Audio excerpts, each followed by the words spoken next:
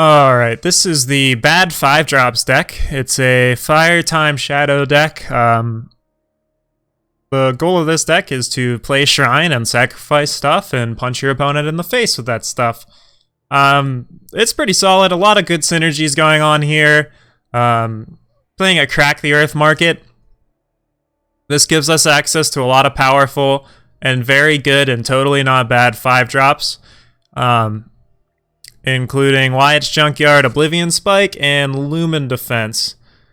There's a good argument to not play Lumen Defense. My chat says it's wrong. So if you're trying to make a more budget version of this deck, just don't play this card. And yeah, you'll probably do pretty alright. If you're going to not play this card, there's a card that's just like Kill Attachment. Yeah, you could just like play Confiscate instead. But then that would be good 5-drops, and we're trying to play bad 5-drops here.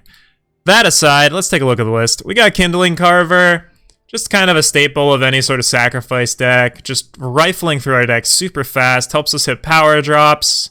A lot of velocity going on here, plenty of tokens. Blight Moth, this is just the anti-meta.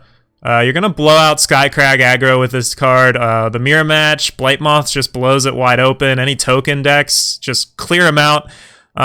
Roland kind of hard counters us, but Blight Moth can set back all the tokens and tick Roland back a card. And it can do it twice.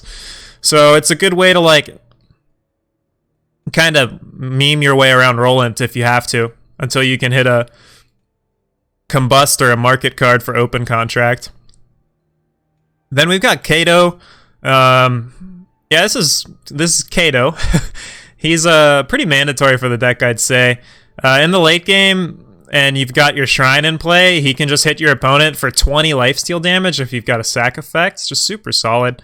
Yeah,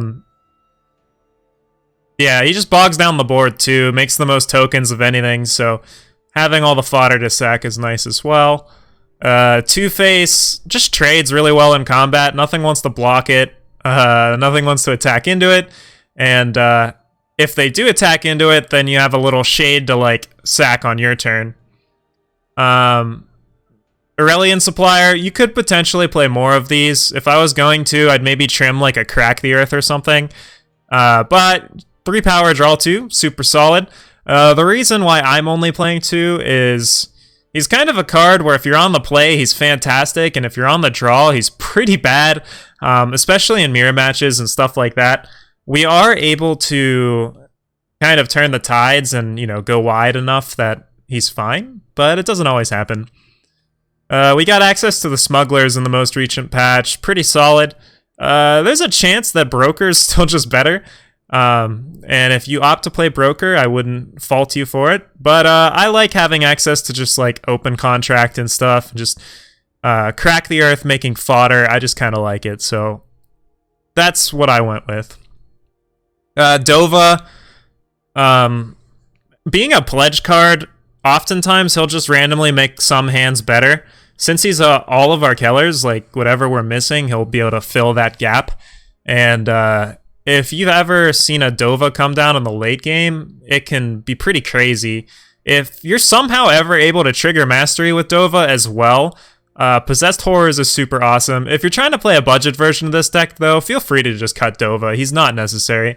He's pretty cool, though. And I've had games where like I play Dova and I've got like a bunch of shades in play from a previous combat, and I'll just draw like 3 or 4 cards off of Dova alone. And that's usually enough to seal the deal. Strange Burglar is just one of the best card draw effects in these kind of decks.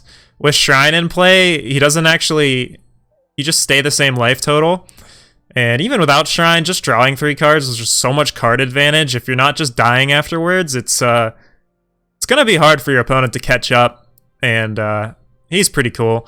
He also doubles up as just antheming our team. Just makes all our team +1. And... sometimes we are the aggro deck, and that's pretty cool. If you haven't seen Shrine yet, just when you sack a dude, everything gets +2 charge and lifesteal. And this will stack. You don't get double charge and double lifesteal, unfortunately. That'd be cool. But you can make it so that each sack gives you an even bigger buff. sometimes it gets to the point where your team's all +4, your team's all +6, and you're just decimating your opponent. But usually you just want to play one and maybe sandbag the other, or like play it whenever you have time. And that's pretty good. We're playing 4 because we just always want to see it. Combust, just super cheap removal. It's one of our best answers to Rollant. Just 1 power, kill something. It's what we want. It's what we need. Crack the Earth makes a 1/1. Let's see, Destruction Chant. This card is OP. I found I've hit so many, like, there's only so many cards in the Invoke pool. I feel like they did this on purpose. Sometimes you just get garbage invokes, but I think over my time playing this, I've gotten Pale Rider's Timepiece at least 5 or 6 times. I just see a lot of cards just repeating over and over again. So it's not as random as you'd think. There's like a small pool of cards it pulls from, and if you play this card enough times like I have, you'll see what I mean. Devour's just super good. If you were gonna cut Dova, I'd probably just add the 4th Devour. Display of Destruction lets us do super disgusting things. Sometimes it's just kill a Milos, or kill a Jack, or kill your thing.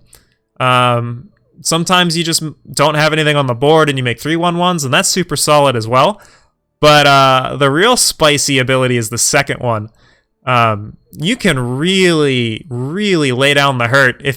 We've got a ton of ways to draw cards, so just having more power so we have more stuff to like cast is super awesome. I've had games where I'll play like a turn 3 Display of Destruction, and then like Strange Burglar comes down and sacrifices in the same turn, and you just draw 3 and have a Strange Burglar in play. It's pretty solid. Like, even if they kill your Burglar from there, you just got so much card advantage from that play. You can also use it to just like slam a Junkyard or something into play super early, or slam a Machinations in like the late game. Or I've used it to spellcraft a Timepiece off of a Destruction Chant before, which was pretty funny. But that's the main deck. Since we're playing Destruction Chant, we're playing just a good deal of Sigils, lots of seats in here, and we get 1 Silex, which is pretty dope. Market, Aramont's Machinations, just a huge late game bomb. It's one of the reasons to play this faction Kellers over the others. It's just a super good payoff. Oblivion Spike and Junkyard basically go in every single Shrine deck, and they both kick ass. Often we'll play Spike first, and then just trade it or let it die, and then we play Junkyard, and then we get it back, and that's just so much value. This used to be Lumen Defense, but I would probably switch to Confiscate if I played this again in the future. But Lumen Defense is funny, and I always wanted it to work. You could opt to play...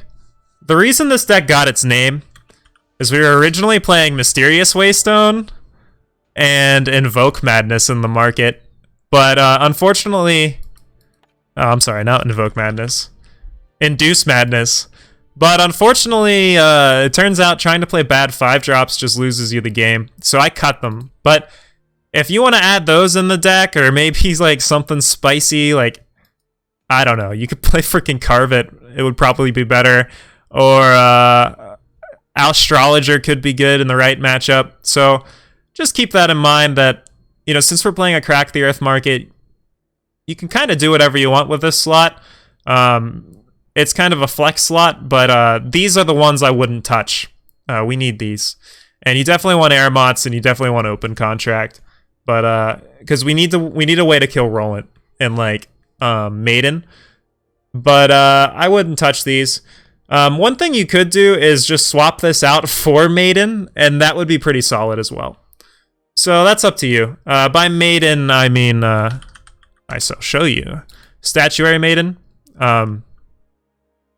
Can be a good way to blow open the mirror or deal with Severins and stuff. So up to you what you do with this slot. Consider it the flex slot, and I hope you like this deck.